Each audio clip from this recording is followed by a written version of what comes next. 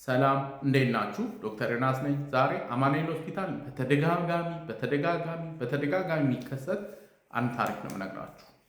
አንድ ታካሚ ይመጣል። ከዛ በኋላ ሲመጣ ቤተሰብ አለ፣ ጎረቤት ሰብሰብ ብለው ነው ይዘውት የመጡት። በጣም ታሟል፣ ስራ ቁሟል። ከዛ መተኛትም ጭምር ያስፈልገዋል። በቃ በጣም ያለበት ሁኔታ ጥሩ ስላልሆነ ከዛ እናስተኘዋለን። ምንድን ነው የተፈጠረው? ህመሙ ሊባባስ እንዴት ቻለ? እንዴት አገረሸበት ብለን ስንመለከት መድኃኒቱን እኔ አሁን ደህና ነኝ በቃ ምንም ችግር የለም ብሎ አቁሞ ነው። ይሄ አንዴ አይደለም፣ በጣም ብዙ ጊዜ የሚደጋገም ታሪክ ነው። ከዛ በኋላ አንዴ ያጋጠመ ምንድን ነው፣ አንድ ታካሚ መጣ፣ እንደዚህ ቤተሰብ ይዘውት ምናምን። ከዛ ጥሩ ስራ የሚሰራ የነበረ መድኃኒቱን አቆመ። ከዛ ቀስ በቀስ ስራውን ተወ፣ ብዙ ነገር ተበለሻሸ፣ ህመሙ ባሰበት፣ አስተኛሁት። ልክ እሱን አስተኝቼ የሚቀጥለው ታካሚ ግባ አልኩት፣ ገባ። ከዛ እሺ ምናምን ስለው መድኃኒት ጀምሬ አሁን ደህና ነኝ ዶክተር፣ መድኃኒት አቆማለሁ አለኝ። ቆይ መድኃኒቱን እስቲ ከማቆም በፊት አሁን ልክ ነህ፣ ደህና ነህ፣ መድኃኒቱን ከማቆም በፊት እንዴት ነው የሚቆመው? ምን ያህል ጊዜ ነው የሚወሰደው የሚለውን እሱን ዲስከስ እናደርግ ስለው በቃ አሁን ደህና ነኝ፣ ለምንድን መወስደው ሪዝኑ ምንድን ነው አለኝ። ከአንተ በፊት ያለው ታካሚ ብዬ መንገር በቃ እንትን ይለኛል፣ ግን ያው የህክምና ደግሞ ሚስጥር መጠበቅ አለብኝ። አንዱ ታካሚ ነገረኝን ሌላው ታካሚ መንገር አልችልም። ስለዚህ እባክህን በቃ ለመንኩት፣ አስረዳሁት፣ ምን አልኩት እና የአእምሮ ህመም ላይ ህመሞቹ ብዙ ሰው ረጅም ጊዜ እንደሚወስዱ አያውቅም።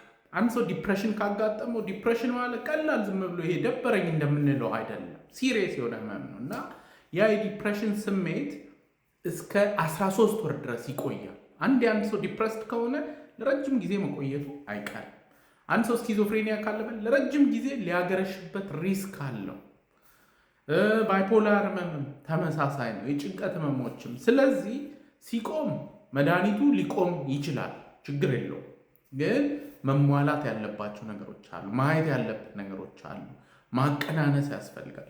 ከዛ ደግሞ መድኃኒቱ ሲቆም ደግሞ ክትትሉ እንደውም መፍጠን አለበት።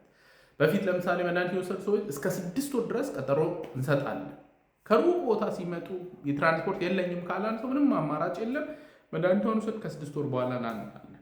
ግን በአብዛኛው ከ1 እስከ 2 ወር ፎሎ ኖርማል ነው። አንድ ሰው ግን መድኃኒቱን ካቆመ መጀመሪያ ላይ በየ15 ቀኑ ቀጥሎ በየወር እያደረገ መታየት አለበት።